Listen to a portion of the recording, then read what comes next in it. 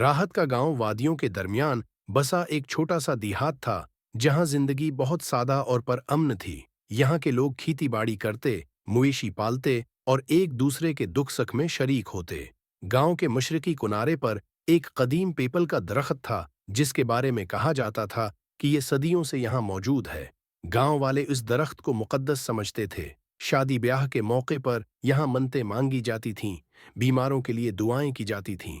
लेकिन रात के वक्त कोई भी इस दरख्त के करीब नहीं जाता था, क्योंकि मशहूर था कि जो भी रात को वहां गया वो या तो पागल हो गया या फिर कभी वापस नहीं आया। एक रात गांव के नाई रहीमू ने देर से घर लौटते हुए दरख्त के पास से गुजरना था, लेकिन अचानक उसे दरख्त के नीचे एक सफेद लिबास में मलबूस औरत खड़ी नजर आई। इस औरत के लंबे बाल थे जो हवा में लहरा रहे थे।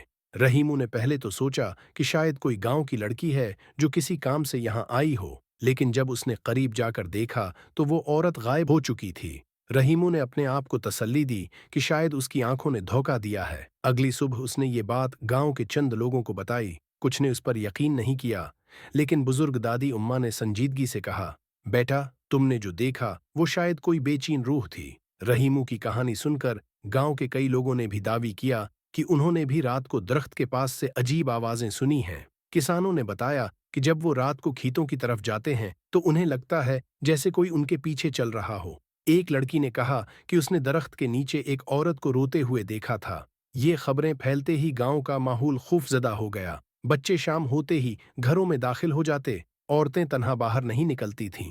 गांव के सरपंच चौधरी साहब ने इस मामले को संजीदगी से लिया और फैसला किया कि इस बात की हकीकत मालूम की जाए। हम आज रात खुद जाकर देखेंगे कि आखिर इस दरख्त के पास क्या होता है। अगर कोई इंसान हमें डरा रहा है तो हम उसे पकड़ लेंगे, और अगर वाकई कोई रूह है हम उसका भी कोई हल निकालेंगे। बाबा जी का असल नाम श्याम लाल था। वो कई साल पहले इस गांव का एक मुअज़्ज़िज़ किसान था।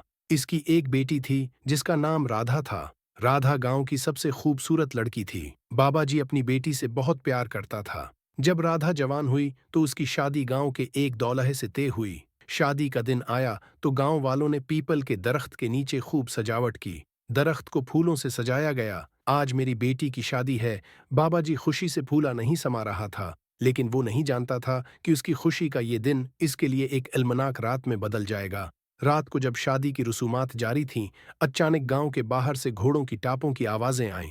डाकू, डाकू आ गए, किसी ने चिल्लाकर कहा। चंद लम्हों में ही गांव में हलचल मच गई।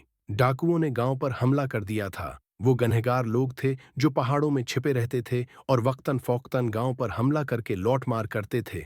लोग खौफजदा होकर भागने लगे, लेकिन डाकुओं ने राधा को देख लिया। राधा को उठाकर ले गए। अगले दिन जब गांव वाले वापस आए तो उन्होंने बाबा जी को जख्मी हालत में पाया। इसकी आंखों के सामने इसकी बेटी को उठाकर ले जाया गया था। कहाँ है मेरी बेटी? किसी ने उसे देखा है? बाबा जी हर किसी से पूछता फिरता, लेकिन किसी को पता नहीं था कि राधा कहाँ है। कुछ अरसे बाद एक चरवाहे ने बाबा जी को बताया कि उसने पहाड़ों में एक लाश देखी है जो राधा जैसी लगती है। बाबा जी दौड़ता हुआ वहां पहुंचा। उसने देखा कि उसकी बेटी का सफेद लिबास पहना हुआ जिस्म एक दरख्त से लटक रहा है। नहीं, ये नहीं हो सकता, बाबा जी चीखा, लेकिन ये सच था।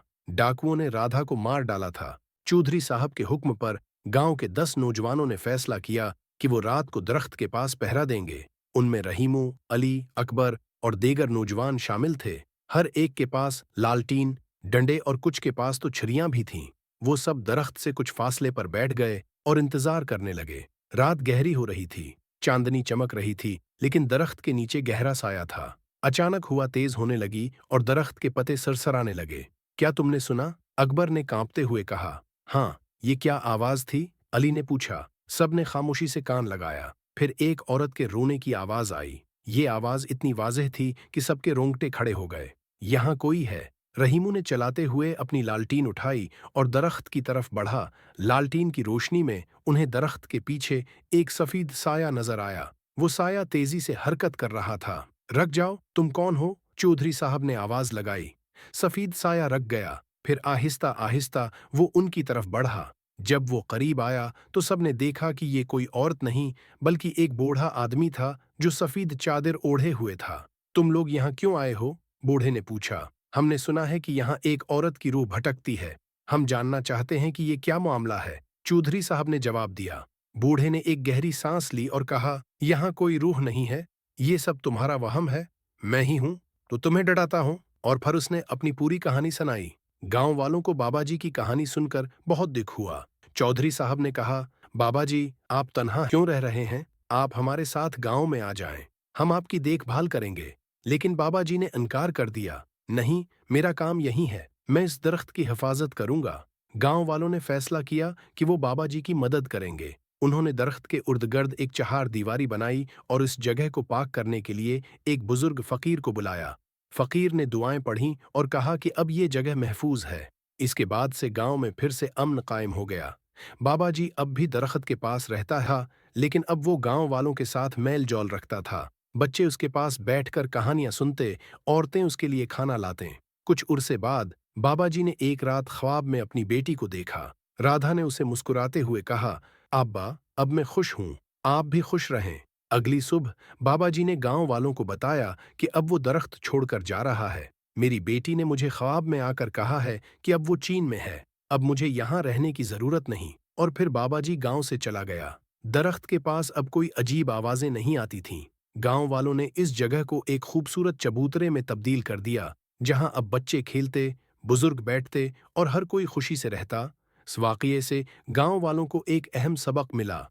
हर खौफ के पीछे कोई ना कोई वजह होती है। अगर हम डर के बजाय उसका सामना करें तो हम उस पर काबू पा सकते हैं। दोस्तों, अगर आपको ये कहानी पसंद आई हो तो वीडियो को लाइक करें, अपने दोस्तों के साथ शेयर करें और हमारे चैनल कार्टून जाली को सब्सक्राइब करें।